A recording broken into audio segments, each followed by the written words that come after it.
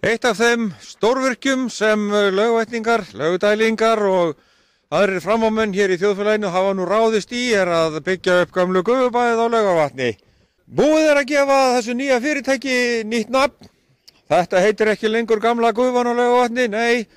Nýtt nafn var valið af hógvarð og tillitssemi við fortíðina hér og úrvarð að kalla það Fontana. Og mun það óma hér dalinn næstu áratugina og aðeins vantar nú herslumuninn upp á að hægt sé að fara hér í bað. Það mun væntanlega samkvæmt öllum óskum heimamanna verða hægt að gera það núna að nokkrum dögum liðnum. Það eru galvarskir mann sem hafa tekið hér til handana. Þeir munu efalaust ná að klára það.